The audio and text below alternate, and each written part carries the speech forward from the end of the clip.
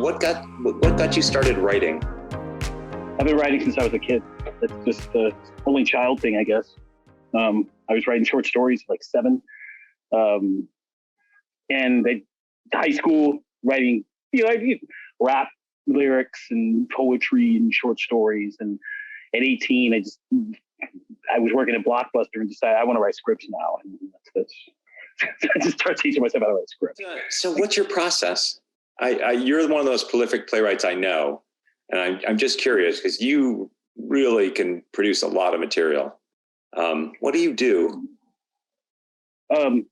Sit down and write.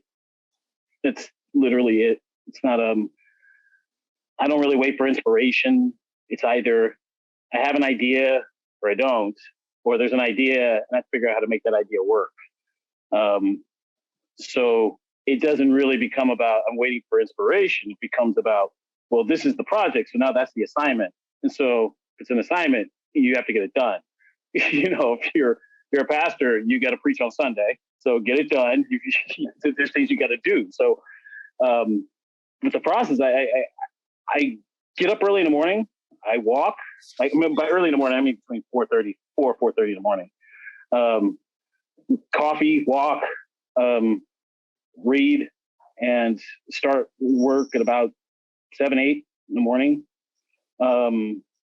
Stop around 3 because that's when everything. I'm just not saying anything worth noting by 3 o'clock anymore. But you're talking 3 in the afternoon? Yeah. It's pretty much done by then. I have to kind of call it off, and then anything I do after 3 is just notes or ideas for tomorrow, or things that I was sort of some research or something like that. I'm in the middle of something right now, so I'll at night I'll just I'll look at research stuff, and then it'll establish my work for the next day. But this is all I do. It's all and I fixated my life, so this is all I would do. So that's pretty much it. But the process is just sitting down and doing it and failing and trying again and not getting too caught up in my head. So how did directing get started for you? What got you interested in directing? That's why I came into the theater, to be a director. That's why I started all of this. All I want to be was a writer and a director. That's so I joined at Claudio's theater. Well, I bogarted at Claudio's theater. I just sort of I would go and never leave. I would be there like 6 days a week, whether I had anything to do or not. It's just listening. I've always just wanted to be a storyteller. Always wanted to be just behind the scenes and stuff and kind of create the material. Because after a while you kind of get, but I also didn't want to be one of these people that complains about material, so why not work within it so that it makes more sense. But writing and directing has always been the things I just wanted to do. So what did you do during the pandemic? Did it change your routine at all, or was it? Yeah, it just made me realize I gotta get to work, man. You don't know how much time there is. And so I just it really solidified my my work habits. I've been sort of working on them for the last few years. It's like, you spend your whole life doing it, and then it's only been the last like maybe 5, 6 years that I decided maybe I really want to be good at this. And so it's been in the last few years trying to figure out the process, and 2020 really helped because there was nothing else to do but torture yourself with the news and try not to figure out what's going to happen tomorrow, who's going to die next, and I started studying and writing horror. I just really started studying horror and science fiction. Now, just how to write it. That was more than anything else. It was just the experimenting of it. So that's what I spent a lot of time doing in the pandemic, was trying to write horror. And then I entered a competition, and the things I got back from it was like, dude, we said horror, not slightly thrill me. And like, I need to have to work a little more on that. So you're going to be directing Passover at Cap Stage. Yeah. Can you talk a little bit about that script and what interests you about it? It's Waiting for Godot in the ghetto. It's pure poetry. It has the same sort of non-backstory as Godot, you know, so it's just, you have, that's a great term. You know what I mean? It's just, it's like, these people are just there.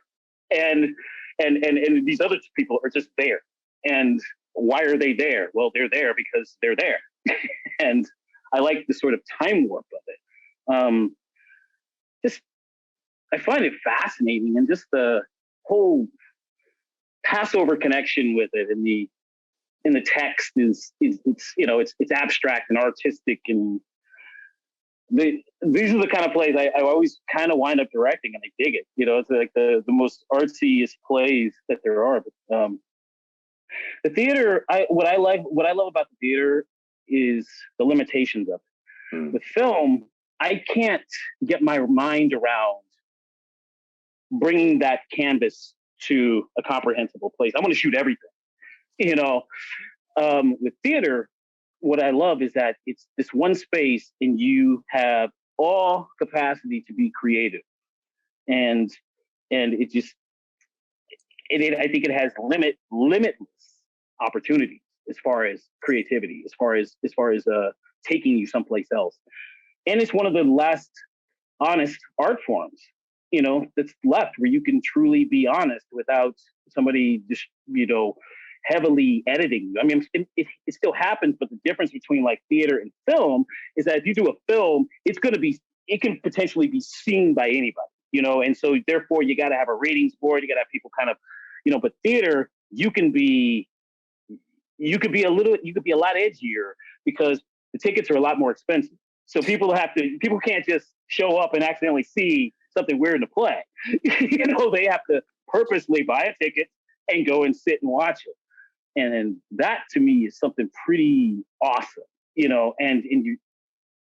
but it's been good to me. It's just really showed me something about art, about true creativity. And it's just, for whatever reason, you know, it wasn't in the cards for me to do anything in film. You know, I've done film, but I authentically love the theater.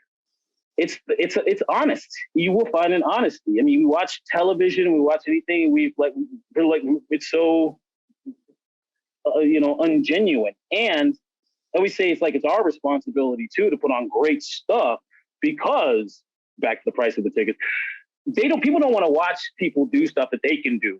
You know, so people don't want to watch somebody sit there mumble casually. They can mumble casually, but if you can get up there and put on a great show and do stuff that they cannot do, that's why you go to the circus to see. You go to see people do stuff that you can't do. I can't ride an elephant.